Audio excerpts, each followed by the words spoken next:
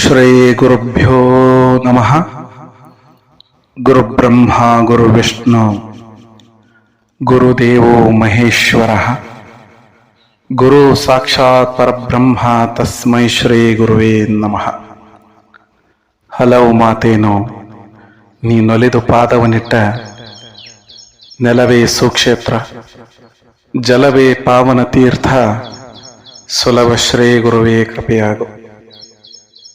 ಪ್ರಾತಸ್ಮರಣೀಯರಾದ ಎಲ್ಲ ಪೂಜ್ಯರಲ್ಲಿ, ಅವಧೂತರಲ್ಲಿ, ಶರಣರಲ್ಲಿ, ಸಂತರಲ್ಲಿ, ಸತ್ಪುರುಷರಲ್ಲಿ, ತಂದೆ ತಾಯಿಯ ಸ್ವರೂಪರಾದ ತಮ್ಮೆಲ್ಲರ ಪಾದಾರವಿಂದಗಳಿಗೆ ಕೋಟಿ ಕೋಟಿ ಪ್ರಣಾಮಗಳನ್ನು ಸಲ್ಲಿಸುತ್ತಾ, ಇವತ್ತಿನ ದಿವಸ ಹುಬ್ಬಳ್ಳಿಯ ಶ್ರೀ ಸಿದ್ಧಾರೂಢ ಮಹಾಸ್ವಾಮಿಗಳ 32ನೆಯ ಅಧ್ಯಾಯವನ್ನ ನಾವು ನೋಡೋಣ. ಅಧ್ಯಾಯದ ಪ್ರಾರಂಭದಲ್ಲೇ ಒಂದು ಮಾತು ಬರ್ತದೆ. ಏನು ಅಂತಂದ್ರ, ಚಂದಃ ಶ್ರೀ ಗುರುವೇ ದಿವ್ಯ ಸ್ವರೂಪನೇ, ನಿನ್ನ ನಾಮದಿ ಜಯಿಸುವೆ, ಭೋಗಗಳ ನೀ ಮಿಥ್ಯ ಜಗದೊಳು, ನಿನ್ನ ಕೃಪೆಯಂ ಪಡೆಯುವೆ. ಜ್ಞಾತಿ ಕುಲವಂ ಬಿಟ್ಟು ನಿನ್ನಯ ಪಾದ ಹೊಂದಿದ ಭಕ್ತಗೆ ಪ್ರೀತಿಯಿಂದಲೇ ಸಲಹೆ ಸುಖವನ್ನು ಪಾಲಿಸಿದಿ ನೀ ನಾತಗೆ ಅಂತ ಹೇಳಿ. ಏನು ಅದ್ಭುತ ಮಾತ್ರ ಇದು. ಕೇವಲ ನಾಮಸ್ಮರಣೆಯಿಂದ ಏನು ಬೇಕಾದರೂ ಸಾಧ್ಯ ಆಗತೈತಿ ಅನ್ನಕ ಇದೊಂದು ಅಧ್ಯಾಯ ಬಹಳ ಒಳ್ಳೆಯ ನಿದರ್ಶನ. ಇದು ಅಷ್ಟು ಅದ್ಭುತವಾಗಿ ವರ್ಣನೆ ಆಗಿದೆ ಈ ಗ್ರಂಥದೊಳಗ ತಂದ್ರ, ಶ್ರೀ ಸಿದ್ಧಾರೂಢ ಸದ್ಗುರುನಾಥ ಮುಮುಕ್ಷು ಜನರಿಗೆ ಹೇಗೆ ಆಧಾರಭೂತನಾಗಿದ್ದಾನೆ, ಆತನ ಕೃಪೆಯಿಂದ ಮಸ್ತಕದ ಮೇಲೆ ಹಸ್ತವನ್ನಿಟ್ಟ ಕೂಡಲೇ ಒಮ್ಮಿಂದೊಮ್ಮೆ ಜ್ಞಾನೋದಯವಾಗುವಂತಹ ಅದು ಸಮಯ.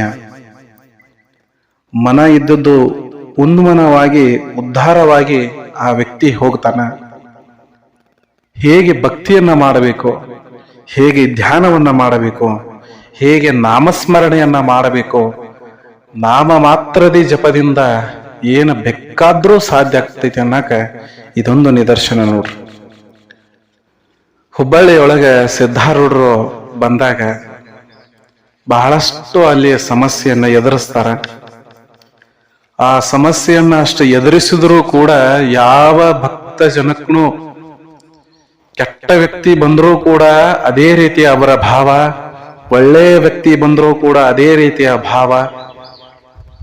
ದೇಹಿ ಅಂತ ಹೇಳಿ ಬಂದವರಿಗೆ ಗುರು ಅಭಯ ಹಸ್ತವನ್ನ ನೀಡಿ ಅವರನ್ನ ಉದ್ಧಾರ ಹೆಂಗ ಮಾಡ್ತಿದ್ದ, ಒಳ್ಳೆಯ ಜನರನ್ನ ಯಾವಾಗಲೂ ಗುರು ಕಾಯ್ತಾ ಇದ್ದ ಅನ್ನೋದಕ್ಕೆ ಒಂದು ಕಥೆ. ಈ ಸಿದ್ಧಾರೂಢರನ್ನ ಅರಿತುಕೊಂಡಿರುವಂತಹ ಗುರುವಿನ ಮಹಿಮೆಯನ್ನ ಕೇಳಿ ಅವರನ್ನ ಆರಾಧಿಸುವಂತಹ ವ್ಯಕ್ತಿಯೊಬ್ಬಿದ್ದ, ಗುರುಪಾದಯ್ಯ ಅಂತ ಹೇಳಿ ಅವನ ಹೆಸರು. ಗುರುಪಾದಯ್ಯ ಸಿದ್ಧಾರೂಢರನ್ನ ನೋಡಿದಿ, ಸಿದ್ಧಾರೂಢರ ಸಿಕ್ಕ ಕ್ಷಣದಿಂದ ಗುರುಪಾದಯ್ಯ ನನಗೊಂದು ಅನರ್ಘ್ಯ ರತ್ನ ಸಿಕ್ತು, ನನಗೊಂದು ಸಂಪತ್ತ ಸಿಕ್ತು ಅನ್ನುವಷ್ಟರ ಮಟ್ಟಿಗೆ ಸಂತೋಷ ಭರಿತನಾಗಿದ್ದ. ಸಿದ್ಧಾರೂಢರನ್ನ ಕಂಡ ಕೂಡ್ಲೇನ ವೇಗದಿಂದ ಮನೆಗೆ ಹೋಗ್ಲಿಕ್ಕೆ ಶುರು ಮಾಡಿದ. ಮನೆಗೆ ಹೋಗಿ ಪತ್ನಿಯನ್ನ ಕುರಿತು ಹೇಳ್ತಾನ, ನೋಡು ನಮಗ ಇವತ್ತು ಒಂದು ನಿಧಿ ಸಿಕ್ಕೈತಿ. ನಿಧಿ ಅಂತಂದ್ರ ಬಂಗಾರ ವಜ್ರ ವೈಡೂರ್ಯ ಅಲ್ಲ, ಗುರು ಎಂಬ ನಿಧಿ. ಇಂತಹ ನಿಧಿಯನ್ನ ನಾವು ಬಿಟ್ರ ನಾವು ಕೆಟ್ವಿ. ಮೊದಲೇ ನಾವು ಅಯ್ಯ ವೃತ್ತಿಯೊಳಗೆ ಏನು ಅಂತಂದ್ರ ಮನೆಗೆ ಹೋಗಿ ಭಿಕ್ಷಾಟನೆ ಮಾಡಿ ಪ್ರಸಾದವನ್ನ ಸ್ವೀಕಾರ ಮಾಡುವಂತವ್ರು ಅಯ್ಯ ಜನಗಳು. ಅಂತವರಿಗೆ ಸಿದ್ಧಾರೂಢ ಅನ್ನುವಂತಹ ರತ್ನ ಸಿಕ್ಕರೆ ಎಷ್ಟು ಆನಂದ ಆಗಬಾರದು. ಹಂಗ ಗುರುಪಾದಯ್ಯನಿಗೂ ಬಹಳ ಅಂದ್ರ ಬಹಳ ಆನಂದ ಆಗಿತ್ತು. ಹೆಂಡತಿಗೆ ಹೇಳ್ತಾನ, ಇಂಥ ಅದ್ಭುತವಾದಂತಹ ನಿಧಿ ಸಿಕ್ಕೈತಿ, ಆತನ ದೆಸೆಯಿಂದ ನಮ್ಮ ಜನ್ಮ ಪಾವನ ಆಗ್ತತಿ, ಸಫಲ ಆಗ್ತತಿ. ಅಂತಹ ಒಬ್ಬ ಅವಧೂತ ಇವತ್ತ ನನಗ ಕಂಡಾನ. ಇಂಥ ಅವಧೂತನನ್ನ ನಾನು ಒಟ್ಟ ಬಿಡುವುದಿಲ್ಲ. ಆ ಅವಧೂತನಿಗೆ, ಆ ಸಿದ್ಧ ಪುರುಷನಿಗೆ ನಾನು ಏನಾದರೂ ಕೊಡಬೇಕು. ನನ್ನ ಹತ್ತಿ ಕೊಡ್ಲಿಕ್ಕೆ ಏನಿಲ್ಲ, ಭಿಕ್ಷಾಟನೆ ಮಾಡಿ ನಾವು ಊಟ ಉಣವರಿದೀವು. ಅದಕ್ಕೆ ನೀನ್ ನನಗ ಎಷ್ಟು ಸಾಧ್ಯ ಐತೋ ಅಷ್ಟು ಮನ್ಯಾಗಿಂದು ಅನ್ನ ರೊಟ್ಟಿ ಅದು ಇದು ಏನೈತಿ ಎಲ್ಲ ನನಗೆ ಕಟ್ಟಿಕೊಡು. ನಾನು ಸಿದ್ಧ ಪುರುಷನಿಗೆ ಪ್ರಸಾದಕ್ಕೆ ಕೊಟ್ಟು ಬರಬೇಕು ಅಂದ ಗುರುಪಾದಯ್ಯ. ಆದ್ರ ಹೆಂಡತಿಗೆ ಆ ಮನಸ್ಥಿತಿ ಇಲ್ಲ. ಯಾಕಂದ್ರ ಆಕೆಗೆ ಗೊತ್ತಿಲ್ಲ ಸಿದ್ಧಾರೂಢರ ಬಗ್ಗೆ. ಎಲ್ಲರೂ ಅಯ್ಯ ವೃತ್ತಿಯೊಳಗ ಗುರುಪಾದಯ್ಯನು ಹೋಗವನ, ಇವನ ಮಗ ಇದ್ದ, ಇವನು ಕೂಡ ಭಿಕ್ಷಾಟನೆಗೆ ಹೋಗವ. ಇಬ್ರು ಭಿಕ್ಷಾಟನೆ ಮಾಡ್ಕೊಂಡು ಬಂದದ್ದನ್ನ ಅಡಿಗೆ ಮಾಡಕ್ಕೆ ಸತಿ 3 ಮಂದಿ ಕೂಡಿ ಊಟ ಮಾಡೋರು. ಒಂದು ದಿವಸಕ್ಕೆ ಎಷ್ಟು ಬೇಕೋ ಅಷ್ಟೇ ಅವರಿಗೆ ಸಿಗ್ತಿತ್ತು. ಜಾಸ್ತಿ ಏನಿಲ್ಲ, ಮನೆಯೊಳಗ ಏನೇನೂ ಇಲ್ಲ. ಊಟಕ್ಕೆ ಎಷ್ಟು ಬೇಕೋ ಅಷ್ಟೇ ಅದ. ಹೀಗಿದ್ದಾಗ ಹೆಂಡತಿ ಒಂದು ಸಂಕೋಚದ ಭಾವದಿಂದ ಬಹಳ ಖಿನ್ನವಾಗಿದ್ದಳಕಿ.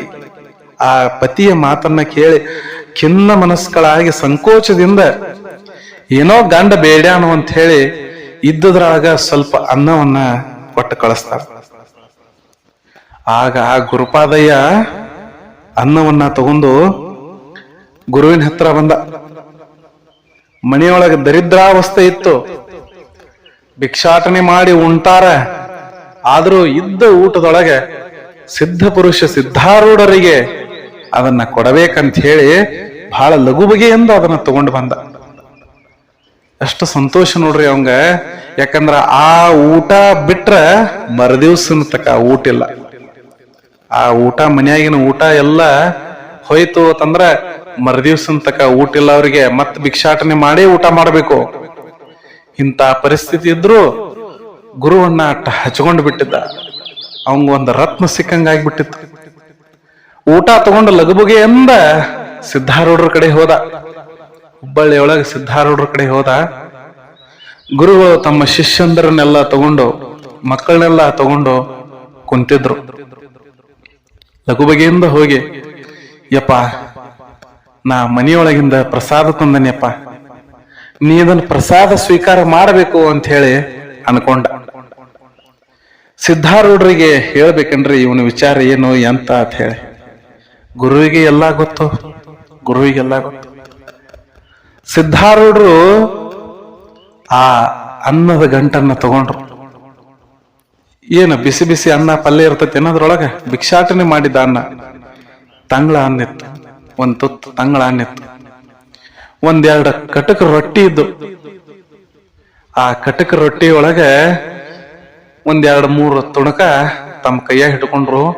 ಉಳ್ಕಿದ್ದನ್ನೆಲ್ಲ ಅಲ್ಲಿದ್ದಂತಹ ಜನರಿಗೆ ತಗೋರಿಪ್ಪ ತಗೋರಿ, ಗುರುಪಾದಯ್ಯ ಪ್ರಸಾದ ತಂದಾನ ತಗೋರಿ ಅಂತ ಹೇಳಿ ಆ ಇದ್ದ ಅನ್ನದೊಳಗ ಒಂದೊಂದ್ ತುತ್ತ ಅಲ್ಲಿದ್ದವ್ರಿಗೆಲ್ಲ ಒಂದೊಂದ್ ತುತ್ತು ಕೊಟ್ರು. ಗುರುಗಳು ನೋಡ್ರಿ ಪರೀಕ್ಷೆ ಮಾಡ್ಲಿಕ್ಕತ್ತಾರ ಗುರುಪಾದಯ್ಯನನ್ನ. ನೋಡಪ್ಪ, ಊಟ ಏನೋ ತಂದಿ, ಪ್ರಸಾದ ಏನೋ ತಂದಿ, ಆದ್ರ ಬಹಳ ಕಡಿಮೆ ತಂದಿ. ಅದಪ್ಪ ಬಹಳ ಕಡಿಮೆ ತಂದಿ. ಎಲ್ಲರಿಗೂ ಸಾಲ್ಬೇಕಲ್ಲಪ್ಪ ಇದು. ನನಗೂ ಕೂಡ ಹೊಟ್ಟೆ ತುಂಬಲಿಲ್ಲಲ್ಲೋ, ಇಷ್ಟ ಉಳಿತಲ್ಲ. ಇನ್ನೊಂದ್ ಸ್ವಲ್ಪ ನಿಮ್ ಮನ್ಯಾಗಿದ್ರ ತಗೊಂಡು ಬರ್ತಿ ಏನಂತ ಹೇಳಿ ಅಂದ್ರು. ಗುರುಪಾದಯ್ಯ ಹೆಂಗ್ ತರಬೇಕ್ರಿ, ಮನೆಯೊಳಗೆ ಎಲ್ಲಿ ಐತಿ ಅಂತ ಹೇಳಿ ಸಂಕೋಚ ಪಡ್ಲಿಲ್ಲ. ನಿಮ್ಮಂತವ್ರು ಯಾರಾದ್ರೂ ಇದ್ರ ನಾವು ಗುರುವಿನ ಮಹತ್ವ ತಿಳ್ಕೊಂಡಿದ್ವಿ ಅಂದ್ರ ಹೋಗಿ ತರ್ತಿದ್ವಿ.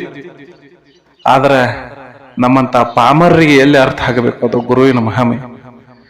ಆ ಗುರುವಿನ ಮಹಿಮೆಯನ್ನ ಗುರುಪಾದಯ್ಯ ಬಹಳ ತಿಳ್ಕೊಂಡಿದ್ದ. ಅಷ್ಟನ್ನು ತಡಲ್ದ, ಯಪ್ಪ ತಡಿಯಪ್ಪ, ಇನ್ನೂ ಏನಾದ್ರೂ ಐತನ ನಾ ಹೋಗಿ ತಗೊಂಡ್ ಬರ್ತೀನಿ ಅಂತ ಹೇಳಿ ಮತ್ತೆ ಲಘು ಬಗೆಯಿಂದ ಮನೆಗೆ ಓಡ್ಕೊಂತ ಬಂದ.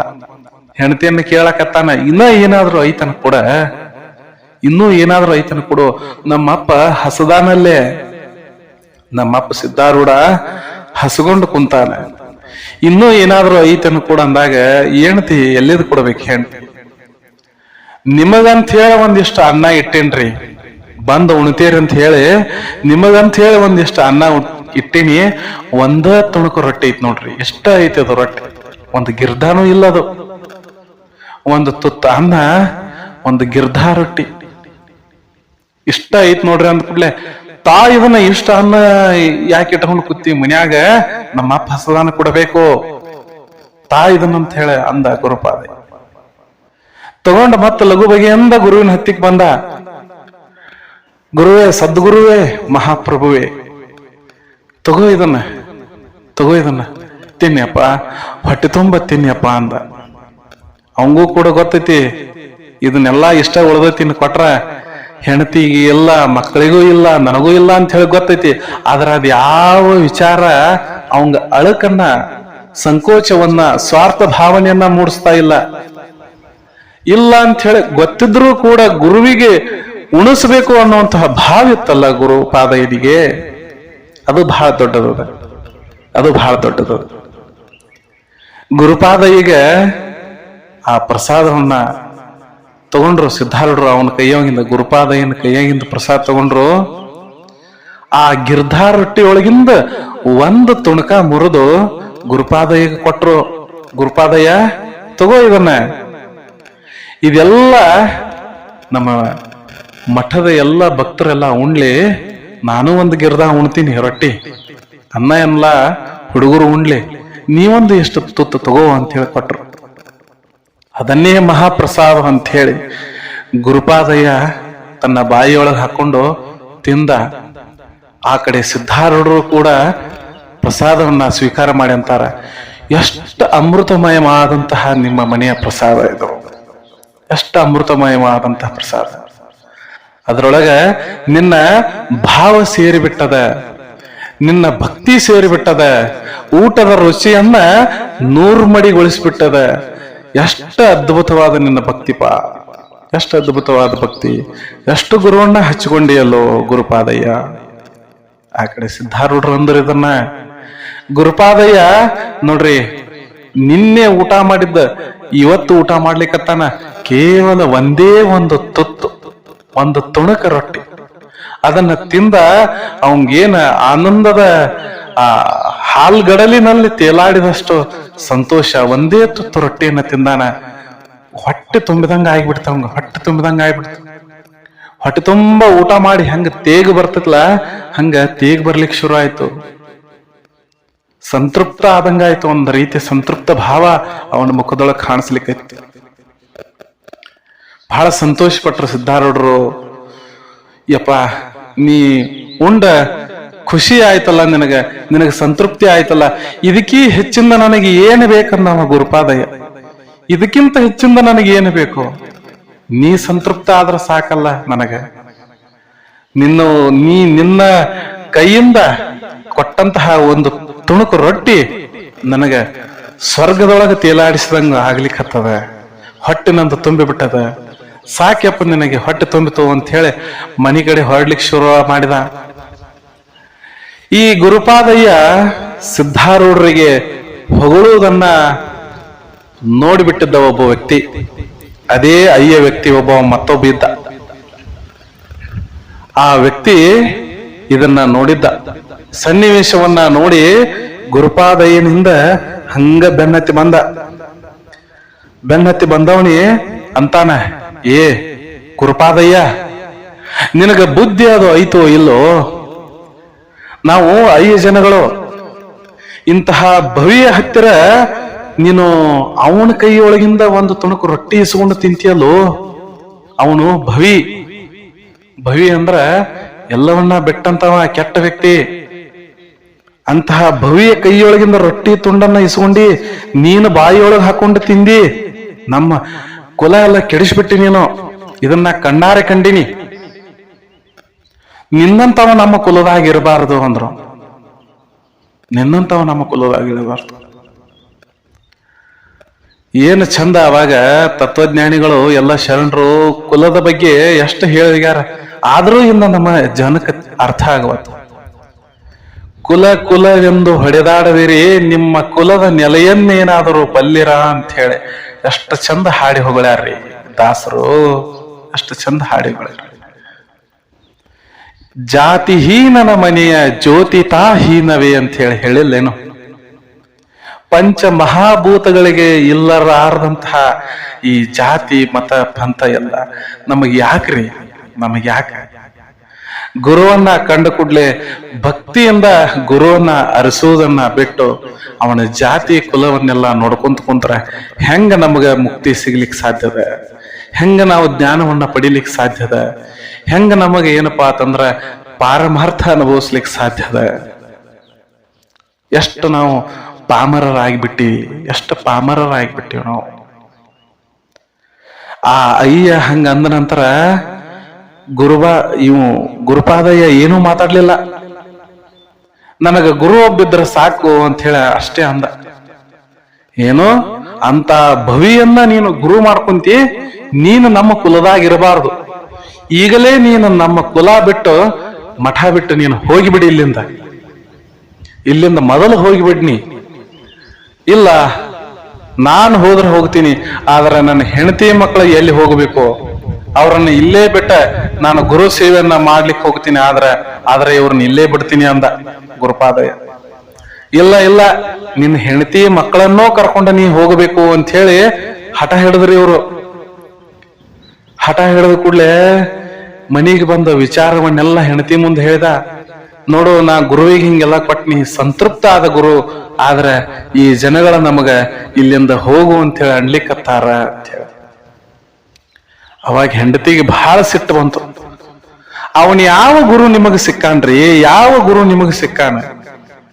ಮನಿಯೊಳಗೆ ತಿನ್ನೋಲಾಕ ಇಷ್ಟ ಅನ್ನ ಉಳಿದಿತ್ತು, ಅದನ್ನೂ ಹೋಗಿ ನೀವು ಹಂಗ ಕೊಟ್ರ ನಾವ್ ಹೆಂಗ ಬದುಕಬೇಕಿಲ್ಲಿ ಅಂತ ಹೇಳಿ ಆಕಿನೂ ಹೆಂಡತಿನೂ ಸಿಟ್ಟಿನಿಂದ ಗಂಡನ ಮ್ಯಾಗ ರೇಗ್ಯಾಡಳು, ಕೂಗ್ಯಾಡಳು, ಆಕ್ರೋಶ ಪಟ್ಲು. ಮಗನೂ ಅಲ್ಲೇ ಇದ್ದ, ಅವನು ಯಾಕೆ ಬಿಡ್ತಾನ? ಅವನು ಒಂದೆರಡು ಮಾತಂದ. ಅಪ್ಪ, ನಿನಗ ಬುದ್ಧಿ ಐತೋ ಇಲ್ಲೋ? ನಾನೂ ಕೂಡ ಭಿಕ್ಷಾಟನಿಗೆ ಹೋಗಿ ತರ್ಲಿಕ್ಕತ್ತೀನಿ, ನಿನಗ ಬುದ್ಧಿ ಅದು ಇಲ್ಲ. ನಿನಗ ವಯಸ್ಸಾತ ಕರೆ, ಬುದ್ಧಿ ಅಂತೂ ಬರ್ಲಿಲ್ಲ ಅಲ್ಲ ನಿನಗ. ನೀ ಏನು ಗಳಿಸಿಟ್ಟಿಲ್ಲ ನಮಗ. ಮಣಿಯೊಳಗ ನೋಡ್ರ ತಿನ್ಲಾಕ ಊಟ ಇಲ್ಲ. ಅಂತದ್ರೊಳಗ ಇದ್ದದನ್ನು ಹೋಗಿ ಕೊಟ್ಟ ಮತ್ತ ಕುಲದಿಂದ ಹೊರಗೆ ಹೋಗುವಂಗ ಪರಿಸ್ಥಿತಿಯನ್ನು ತಂದು ಇಟ್ಬಿಟ್ಟಿ, ನಿನ್ನಿಂದ ನಮಗ್ ಏನು ಸುಖ ಸಿಕ್ತು ಅಂತ ಹೇಳಿ ಹೆಣ್ತಿನೂ ಕೇಳು, ಮಗ ಕೇಳಿದ. ಗಂಡ ಏನು ಉತ್ತರ ಕೊಡ್ಬೇಕ್ರಿ ಅಲ್ಲಿ? ಏನು ಉತ್ತರ ಕೊಡಬೇಕು? ಸುಮ್ಮ ನಿಂತು ಬಿಟ್ಟ. ಎಲ್ಲವೂ ಗುರು ಇಚ್ಛೆ ಅಂದ. ಎಲ್ಲವೂ ಗುರು ಇಚ್ಛೆ. ಹೆಂಗ ಗುರು ದಾರಿ ತೋರಿಸ್ತಾನ ಹಂಗ ಆಗಲಿ ಅಂದ. ಹೆಂಡತಿ ಮಕ್ಕಳನ್ನ ಹೊರಗೆ ಹಾಕ್ಲಿಕ್ಕೆ ಸಿದ್ಧರಾದ್ರು ಇವರೆಲ್ಲ. ಆದ್ರ ಗುರುಪಾದಯ್ಯ ಏನ್ ಮಾಡಿದ? ಹೋಗಿ ಸಿದ್ಧಾರೂಢರ ಹತ್ತಿಕ ಎಲ್ಲ ಹಿಂಗ ಹೇಳಿದ, ನಡೆದ ವೃತ್ತಾಂತವನ್ನೆಲ್ಲ ಹೇಳಿದ. ಸಿದ್ಧಾರೂಢರಂದು ಏನು ಚಿಂತೆ ಮಾಡಕ್ ಹೋಗ್ಬೇಡ, ನಿನಗೆ ಯಾರ ಕುಲದಿಂದ ಹೊರಗೆ ಇಡ್ತಾನಂದಾರಲ್ಲ ಅವರೂ ಕೂಡ ನಿನ್ನ ಅರಸಿ ಬರ್ತಾರ, ಸ್ವಲ್ಪ ತಡ್ಕೊರ್ಪ, ಸ್ವಲ್ಪ ತಡ್ಕೋ ಗುರುಪಾದಯ್ಯ, ಸ್ವಲ್ಪ ತಡ್ಕೊ ಅಂದ್ರ ಅವ್ರು. ಆಯ್ತು ಅಂತ ಹೇಳಿ ಗುರುಪಾದಯ್ಯ ಸಿದ್ಧಾರೂಢರ ಸೇವೆಯೊಳಗೆ ನಿಂತ. ದಿನಾಲು ಸೇವೆ ಮಾಡವ, ಅಲ್ಲೇ ಗುರುವಿನ ಹತ್ರ ಇರವ. ಯಾವ ಹೆಂಡತಿಯ ಚಿಂತೆ ಇಲ್ಲ ಅವಂಗ, ಮಗನ ಚಿಂತೆ ಇಲ್ಲ. ಯಾಕಂದ್ರ ಅವರ ದೂಷಿಸಿ ಕಳಿಸಿಬಿಟ್ಟಾರ, ನೀ ಎದಕ್ಕೂ ಉಪಯೋಗ ಇಲ್ಲ ಅಂದಂಗ. ಇನ್ಯಾಕ ಅವ್ರು ವಿಚಾರ ಮಾಡ್ತಾನ್ರಿ ಗುರುಪಾದಯ್ಯ? ಯಾಕೆ ವಿಚಾರ ಮಾಡ್ತಾನ? ಗುರು ಇಚ್ಛೆ ಹೆಂಗೈತಿ ಹಂಗಾಗ್ಲಿ ಅಂತ ಸುಮ್ಮಿದ್ದು ಬಿಟ್ಟ. ಎಲ್ಲರೂ ಮಠಕ್ಕೆ ಯಾರು ಬರ್ತಿದ್ರು, ಸಿದ್ಧಾರೂಢರ ಹತ್ತಿಗೆ ಬರ್ತಿದ್ರು. ಯಪ್ಪ, ಇವತ್ತು ನಮ್ಮ ಮನಿಗೆ ಊಟಕ್ಕೆ ಬರ್ರಿ, ಇವತ್ತು ನಮ್ಮ ಮನಿಗೆ ಊಟಕ್ಕೆ ಬರ್ರಿ ಅಂತೇಳಿ ಸಿದ್ಧಾರೂಢರ ಭಕ್ತ ಸಮೂಹ ಅವ್ರನ್ನ ಕರ್ಕೊಂಡು ಹೋಗ್ತಿತ್ತು. ಅವ್ರ ಜೋಡಿ ಇವನು ಹೋಗ್ತಿದ್ದ. ಮನಿ ಅವ್ರೇನು ಕೊಟ್ಟದ್ದು ತಿಂತಿದ್ದ, ಗುರುವಿನ ಸೇವೆಯನ್ನ ಮಾಡ್ಕೊಂತಿದ್ದ. ಒಂದು ದಿವಸ ಗುರುವನ್ನ ಬಹಳ ಭಕ್ತಿಪೂರ್ವಕವಾಗಿ ಆರಾಧಿಸ್ಲಕ್ ಶುರು ಮಾಡಿದ. ಎಷ್ಟು ಆರಾಧಿಸ್ತಾ ಇದ್ದ ಅಂತಂದ್ರೆ, ಏನು ಇವನು ಸುತ್ತಮುತ್ತಲು ಇವ್ರ ಜನಾಂಗ ಇತ್ತು. ಆ ಜನಾಂಗದ ಕೆಲವೊಂದಿಷ್ಟು ಜನ ಬಂದು ಗುರುಪಾದಯ್ಯಗೆ ನಾವು ಬಹಳ ತೊಂದರೆ ಕೊಟ್ವಿ, ಏನೋ ಪಾಪ ಗುರು ಸೇವೆ ಒಳಗೆ ಎಷ್ಟು ಮಗ್ನ ಆಗಿ ಉಳಿದ್ಬಿಟ್ಟ. ಅಂತದೇನು ಗುರುವಿನ ಹತ್ತಿಕ ಕಂಡಾನವ? ಗುರುವಿನ ಹತ್ತಿಕ ನೋಡೇ ಬಿಡು ನಡೀರಿ ಅಂತ ಹೇಳಿ ಆ ಗುರುವನ್ನ ಅರಿಲಿಕ್ಕೆ, ತಿಳ್ಕೊಲಿಕ್ಕೆ, ನೋಡಲಿಕ್ಕೆ ಕೆಲವೊಂದಿಷ್ಟು ಜನ ಈ ಗುರುಪಾದಯ್ಯನ ಬೆನ್ನ ಹತ್ಲಿಕ್ಕೆ ಶುರು ಮಾಡ್ರು. ಬೆನ್ನತ್ತಿ ಇವನು ಜೋಡಾನ ಸಿದ್ಧಾರೂಢರ ಮಠಕ್ಕೆ ಬಂದು ಸಿದ್ಧಾರೂಢರ ಬಗ್ಗೆ ನಿಧಾನಕವಾಗಿ ಅವರು ತಿಳ್ಕೊಲಿಕ್ಕತ್ರು. ಅವ್ರಿಗೂ ಗೊತ್ತಾಗ್ಲಿಕ್ಕತ್ತು ಎಷ್ಟು ಒಳ್ಳೆ ಗುರು ಇದ್ದಾನಿವ, ಎಷ್ಟು ಒಳ್ಳೆ ಗುರು ಇದ್ದಾನಂತ ಹೇಳಿ. ಅವಾಗ ಈ ಗುರುಪಾದಯ್ಯ ನೋಡ್ರಿ ಒಂದು ತೀರ್ಮಾನಕ್ಕೆ ಬಂದ. ಅಲ್ಲಿದ್ದ ಜನರಿಗೆಲ್ಲ ಒಂದು ಮಾತಂದ, ಯಪ್ಪ ಒಂದು ದಿವಸ ನಾವೆಲ್ಲರೂ ಕೂಡಿ ನಿನಗೆ ಬಹಳ ದೊಡ್ಡದಾದಂತಹ ಒಂದು ಸತ್ಕಾರ್ಯ ಮಾಡ್ತೀವ, ಒಂದು ದೊಡ್ಡದಾದಂತಹ ಸನ್ಮಾನ ಕಾರ್ಯವನ್ನ ಇಟ್ಕೊಂತೀವಿ. ಪುರಾಣ ಪ್ರವಚನವನ್ನ ನಿನ್ನ ಬಾಯಿಂದ ಕೇಳುವಂಗ ಜನರಿಗೆ ಒಂದು ಅವಕಾಶವನ್ನ ಮಾಡಿಕೊಡುವಂಗ ನಾವು ಮಾಡ್ತೀವಿ ಅಂತ ಹೇಳಿ ಗುರುಪಾದಯ್ಯ ಅಂದ. ಅಲ್ಲಿದ್ದ ಜನನು ಅಂದ್ರು, ಹೌದು ಗುರುಪಾದಯ್ಯ ಏನೋ ಮಾಡ್ಲಿಕ್ಕತ್ತಾನ, ಏನ್ ಮಾಡ್ತಾನ ನೋಡೋನು ಅಂತ ಹೇಳಿ. ಒಂದು ದಿವಸ ಕಾರ್ತಿಕ ಶುದ್ಧ ಪೂರ್ಣಿಮೆಯ ದಿನ ಮಹಾವೈಭೋಗದಿಂದ ಸಿದ್ಧಾರೂಢರನ್ನ ಪೂಜೆ ಮಾಡಬೇಕು ಅಂತ ಹೇಳಿ ತೀರ್ಮಾನ ಕೈಗೊಂಡ. ಆ ವಚನವನ್ನ ಕೇಳಿ ಸಕಲ ಸದ್ಭಕ್ತರು, ಸಿದ್ಧಾರೂಢರ ಭಕ್ತರಿಗೂ ಅವರಿಗೂ ಆನಂದ ಆಯ್ತು. ಮಾಡೋಣಲ್ಲ ಎಲ್ಲರೂ ಕೂಡಿ ಒಂದು ದೊಡ್ಡ ಪೂಜೆ ಮಾಡೋಣ ಗುರುವಿಗೆ ಅಂತ ಹೇಳಿ ಪೂಜೆ ತಯಾರಿ ಮಾಡ್ಕೊಂಡ್ರು. ಕಾರ್ತಿಕ ಪೂರ್ಣಿಮೆ ದಿವಸ ಒಂದು ದೊಡ್ಡ ಸಿಂಹಾಸನದಲ್ಲಿ ಸಿದ್ಧಾರೂಢರನ್ನ ಕೂಡಿಸಿದ್ರು. ಅತ್ಯಂತ ಶೋಭಾಯಮಾನವಾದಂತಹ ಅಲಂಕಾರವನ್ನ ಮಾಡುವಂತವರಾದ್ರು. ಮಸ್ತಕದ ಮೇಲೆ ಪುಷ್ಪಗಳಿಂದ ಮಂಡಿತವಾದಂತಹ ಒಂದು ಕಿರೀಟವನ್ನ ಇಟ್ರು ಸಿದ್ಧಾರೂಢರ ಮಸ್ತಕದ ಮೇಲೆ. ಕೊರಳಲ್ಲಿ ದಿವ್ಯವಾದಂತಹ ಹಾರವನ್ನ ಹಾಕಿದ್ರು. ವೃಕ್ಷಸ್ಥಲದ ಮೇಲೆ ರತ್ನ ಪದಕವನ್ನ ಮಿಂಚಿಸ್ತಾ ಇತ್ತು ನೋಡ್ರಿ. ಕಂಠದಲ್ಲಿ ಮುಕ್ತಾಹಾರ ತೂಗುತ್ತಾ ಮೈಮೇಲೆ ಪುಷ್ಪಹಾರವು ಶೋಭಿಸ್ತಾ ಇತ್ತು. ಆ ರೀತಿಯೊಳಗೆ ಸಿದ್ಧಾರೂಢರನ್ನ ಅಲಂಕಾರ ಮಾಡಿದ್ರು ಗುರುಪಾದಯ್ಯನ ಜೊತೆಗೂಡಿಕೊಂಡು ಎಲ್ಲ ಶಿಷ್ಯ ವೃಂದ. ನೋಡ್ರಿ, ಹೆಗಲ ಮೇಲೆ ದಿವ್ಯ ಪೀತಾಂಬರವನ್ನ ಹೊತ್ತಂತಹ ಸತೇಜ ಸುಂದರ ಮತ್ತು ಮನೋಹರ ರೂಪವುಳ್ಳ ಶ್ರೀ ಸಿದ್ಧಾರೂಢರ ಮೂರ್ತಿ ಸಿಂಹಾಸನದ ಮೇಲೆ ಹೆಂಗ ವಿರಾಜಮಾನ ಆಗಿತ್ತು ಅಂತಂದ್ರ ಸಾಕ್ಷಾತ್ ಕೈಲಾಸದಿಂದ ಶಿವನೇ ಬಂದು ಸಿಂಹಾಸನದ ಮೇಲೆ ಕುಂತಾನೇನಪ್ಪ ಅನ್ನುವಂಗ ಸಿದ್ಧಾರೂಢರು ರಾರಾಜಿಸ್ತಾ ಇದ್ರು. ಏನು ಗುರುಪಾದಯ್ಯಗ ನಿನ್ನನ್ನ ಕುಲದಿಂದ ಹೊರಗೆ ಇಡ್ತೀವಿ ಅಂತ ಹೇಳಿ ಅಂದಿದ್ದು ವ್ಯಕ್ತಿ ಇದ್ದಲ್ಲ, ಆ ವ್ಯಕ್ತಿಯು ಕೂಡ ಸಿದ್ಧಾರೂಢರ ಮುಂದೆ ಬಂದು ನಿಂತ ಸಿದ್ಧಾರೂಢರನ್ನ ನೋಡ್ತಾನ. ಸಾಕ್ಷಾತ್ ಶಿವನ ದರ್ಶನ, ಅದು ಸಾಕ್ಷಾತ್ ಶಿವನ ದರ್ಶನ. ಶಿವನ ಪೂಜೆ ಮಾಡುವಂತ 5 ಜನಗಳಿಗೆ ಶಿವನನ್ನ ಕಂಡಾಗ ಅದಕ್ಕಿಂತ ದೊಡ್ಡ ಭಾಗ್ಯ ಏನು ಬೇಕವರಿಗೆ, ಅದಕ್ಕಿಂತ ದೊಡ್ಡ ಭಾಗ್ಯ ಏನು ಬೇಕವರಿಗೆ. ಆ ಎಲ್ಲ 5 ಜನಗಳೆಲ್ಲ ಕೂಡ್ಕೊಂಡ್ರು, ಗುರುಪಾದಯ್ಯ ನಿನ್ನಿಂದ ನಾವು ಸಾಕ್ಷಾತ್ ಪರಮಾತ್ಮನನ್ನ ಕಾಣುವಂತಹ ಭಾಗ್ಯ ದೊರೀತಲ್ಲಪ್ಪ. ನಿನ್ನಂತಹ ಆ ವ್ಯಕ್ತಿಗೆ ನಾವು ಬಹಳ ನಿಂದನೆ ಕೊಟ್ಟಿವಿ. ನಿನ್ನ ಹೆಂಡತಿ ಮಗುವಿಗೂ ಕೂಡ ಬಹಿಷ್ಕಾರ ಹಾಕ್ಲಿಕ್ಕೆ ತೀರ್ಮಾನ ಮಾಡಿಬಿಟ್ಟಿದ್ವಿ. ನಮ್ಮಿಂದ ಎಂತ ದೊಡ್ಡ ತಪ್ಪಾಯ್ತಲ್ಲಪ್ಪ, ನಮ್ಮಿಂದ ಎಂತ ದೊಡ್ಡ ತಪ್ಪಾಯ್ತು. ನಮ್ಮ ತಪ್ಪನ್ನ ನೀನು ಕ್ಷಮಿಸಿ ನಮಗ ಈ ಸಿದ್ಧಾರೂಢರನ್ನ ತೋರಿಸಿಕೊಟ್ಟಂತಹ ಅನರ್ಘ್ಯ ರತ್ನವನ್ನ ತೋರಿಸಿಕೊಟ್ಟಂತಹ ನೀನೆಷ್ಟು ಪುಣ್ಯವಂತಪ್ಪ. ನೀನು ಎಷ್ಟು ಹೊಗಳಿದ್ರು ನಮ್ಗ ಸಾಲೋದಿಲ್ಲ, ನಮ್ಗ ತೃಪ್ತಿ ಇಲ್ಲ. ನೀನೇ ಧನ್ಯ. ನಿನ್ನನ್ನ ಆ ನಮ್ಮ ಕುಲದೊಳಗೆ ಇಟ್ಟುಕೊಂಡಂತ ನಾವೇ ಧನ್ಯ. ನಮ್ಮಿಂದ ತಪ್ಪಾಗೈತೆ, ನಮ್ಗೆ ಕ್ಷಮಾ ಮಾಡೋ ಅಂತ ಹೇಳಿ ಗುರುಪಾದಯ್ಯನ ಮ್ಯಾಗ ಅವರು ದಯೆ ಮಾಡ್ಲಿಕ್ಕತ್ರು, ಬೇಡ್ಕೊಲಿಕ್ಕತ್ರು. ಗುರುಪಾದಯ್ಯ ಅಂದ, ಇದೆಲ್ಲವೂ ಗುರುವಿನ ಸಂಕಲ್ಪದಿಂದ ನಡೀತದ. ನಾನು ಅವಾಗ ಹಂಗ ಮಾಡಿದ್ದನೂ ಗುರು ಇಚ್ಛೆ, ನೀವು ನನಗ ಹಂಗ ಮಾಡಿದ್ದನೂ ಒಂದು ಗುರು ಇಚ್ಛೆ, ಈಗ ನಡೆಯುವಂಥದ್ದು ಕೂಡ ಗುರು ಇಚ್ಛೆ. ಸಕಲವು ಗುರುವಿನ ಪಾದದೊಳಗೆ ಲೀನ ಆಗ್ಬೇಕ್ರಿಪ್ಪ ಯಪ್ಪ. ಸಕಲ ಜನ ಏನ ಅದಾರಲ್ಲ, ನಾವೆಲ್ಲ ಇದೀವಲ್ಲ, ನಾವೆಲ್ಲರೂ ಗುರುವಿನ ಪಾದ ಮ್ಯಾಗ ಬಿದ್ದು ಎರಗಬೇಕು. ಗುರುವನ್ನ ಹಿಡ್ದಾವ ನಗತಾನ, ಗುರುವನ್ನ ಬಿಟ್ಟಾವ ಅಳತಾನ ಅಂತ ಹೇಳಿ ಒಂದು ವಾಕ್ಯದ. ಹಂಗ ನಾವೆಲ್ಲರೂ ಗುರುವಿಗೆ ಶರಣ ಹೋಗೋನು, ಗುರುವಿನ ಆಶೀರ್ವಾದ ನಮಗ ಆಗ್ತೈತಿ ಅಂತ ಹೇಳಿ ಎಲ್ಲ ಭಕ್ತ ಕುಲಕೋಟಿಗಳೆಲ್ಲ ಗುರುವನ್ನ ಆರಾಧಿಸರು. ಏನದು ವೈಭೋಗ, ಸಿದ್ಧಾರೂಢರ ವೈಭೋಗ. ಅದನ್ನ ಕಣ್ಣು ತುಂಬ್ಕೊಲಿಕ್ಕೆ ನಮಗ ಆಗಿನ ಸಂದರ್ಭದೊಳಗ ಆಗಿಲ್ಲ. ಆದ್ರೆ ಈ ಚರಿತ್ರೆಯನ್ನ ಓದ್ತಾ ಹೋದ್ರ ಇದೆಲ್ಲವೂ ನಮ್ಮ ಕಣ್ಣ ಮುಂದ ಕಟ್ಟಿರೋ ಹಂಗ ಆಗ್ತೈತಲ್ರಿ. ನಮ್ಮ ಕಣ್ಣ ಮುಂದ ಇದು ದೃಶ್ಯ ಕಟ್ಟಿರುವ ಹಂಗ ಆಗ್ತೈತಿ. ಅದೆಂತಹ ಚರಿತ್ರೆ ಇರಬಹುದು, ಅದೆಂತಹ ಸಿದ್ಧಾರೂಢ ಇರಬಹುದು, ಅದೆಂತಹ ಗುರು ಭಕ್ತಿ ಇರಬಹುದು, ಅದೆಂತಹ ಭಕ್ತಿಯ ಭಾವ ಇರಬಹುದು. ಭಾವನೆಗಳೆಲ್ಲದ ಬದುಕು ಇದೊಂದು ಬದುಕೇ. ಅದಕ್ಕೆ ಮನುಷ್ಯಾಗ ಭಾವ ಇರಬೇಕು, ಭಾವನೆಗಳಿರಬೇಕು, ಗುರು ಭಕ್ತಿ ಇರಬೇಕು. ಗುರುವನ್ನ ಹೆಂಗ ಅರಸಬೇಕು, ನಾವು ಗುರುವಿನೊಳಗ ನಾವು ಲೀನ ಆಗ್ಬೇಕು. ಅಂತಹ ಭಾವ ನಮಗಿದ್ರ ಭಾಗ್ಯಕ್ಕೆ ಏನು ಕಡಿಮದ, ಭಾಗ್ಯಕ್ಕೆ ಏನು ಕಡಿಮದ. ಎಲ್ಲವೂ ಗುರುವಿನ ಆಜ್ಞೆಯಂತೆ ನಡೀತಿರ್ತೈತಿ. ಅಂತಹ ಗುರುವಿನ ಆಶೀರ್ವಾದ ಗುರುಪಾದ ಈಗ ಆಗಿನ ಕುಲಕೋಟಿ ಜನಕ್ಕ ಆಯ್ತು. ಅವಾಗ ಅಷ್ಟೇ ಅಲ್ಲದ ಈಗಲೂ ಕೂಡ ಭಕ್ತರನ್ನ ಉದ್ಧಾರ ಮಾಡ್ಕೊಂತ ಗುರು ಅಲ್ಲಿ ರಾರಾಜಿಸ್ತಾ ಇದ್ದಾನಲ್ಲ, ಗುರು ಅಲ್ಲಿ ರಾರಾಜಿಸ್ತಾ ಇದ್ದಾನೆ. ಅಂತಹ ಗುರುವಿನ ಆಶೀರ್ವಾದ ತಮ್ಗೆಲ್ಲರಿಗೂ ಆಗ್ಲಿ. ನೀವೆಲ್ಲರೂ ಒಳ್ಳೆಯವರಾಗ್ರಿ. ನಿಮ್ಗೆಲ್ಲ ಗುರು ಬೆನ್ನ ಹಿಂದೆ ನಿಂತ ಅಭಯ ಹಸ್ತವನ್ನ ಅವ ಇಟ್ಟಿರ್ತಾನ. ಗುರುವನ್ನ ನಂಬಿ ನಡೆದ್ರ ಏನೋ ನಮಗ ಸಮಸ್ಯೆಗಳು ಬರ್ಲಿಕ್ಕೆ ಸಾಧ್ಯನೇ ಇಲ್ಲ ಅನ್ನುವಂತಹ ಈ ಪ್ರಸಂಗವನ್ನ, ಈ ಕಥೆಯನ್ನ ನಾನು ಇಲ್ಲಿಗೆ ಮುಗಿಸ್ತೀನಿ. ನಿಮ್ಗೆಲ್ಲರಿಗೂ ಒಳ್ಳೆಯದಾಗ್ಲಿ. ಸರ್ವೇ ಜನಃ ಸುಖಿನೋ ಭವಂತು, ಸಕಲ ಸನ್ಮಂಗಳಾನಿ ಭವಂತು. ನಮಸ್ಕಾರ.